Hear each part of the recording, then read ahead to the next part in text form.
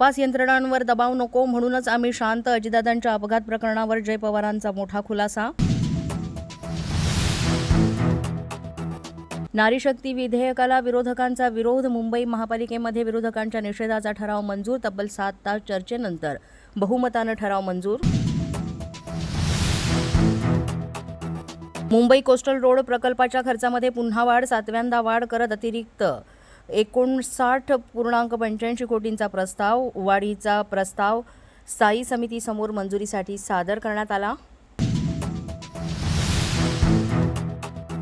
महिला आरक्षण विधेयकावरून राजकीय घमासान सुरू. फडणवीसांचं चॅलेंज आम्ही स्वीकारलं.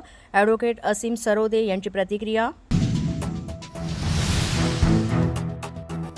महसूल मंत्री बावनकुळेंचा शेतकऱ्यांना दिलासा. जमीन वाटपाच्या नोंदणीसाठी आता संपूर्ण शुल्क माफी. वडिलोपार्जित जमिनीच्या वाटपाला देखील नोंदणी शुल्कातून सूट. मुख्यमंत्री फडणवीसांच्या सूचनेनंतर परिपत्रक जारी.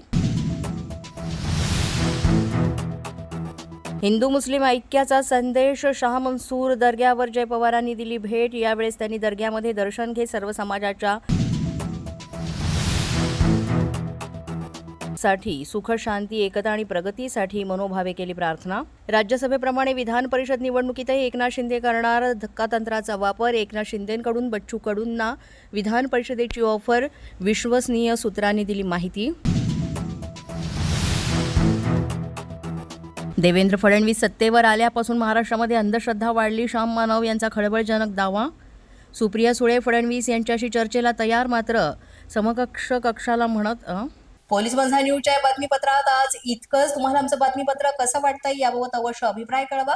यासाठी पोलीस माझा न्यूजचं यूट्यूब चॅनल सबस्क्राईब करा. तसंच आमचं फेसबुक, इंस्टाग्राम आणि ट्विटर अकाउंट फॉलो करा. अधिक माहितीसाठी आमच्या www.policemazhanews.com या वेबसाईटला भेट द्या. आमचे अधिकृत प्रतिनिधी व्हायचं असेल तर स्क्रीनवर दिलेल्या क्रमांकांवर आजच संपर्क साधा.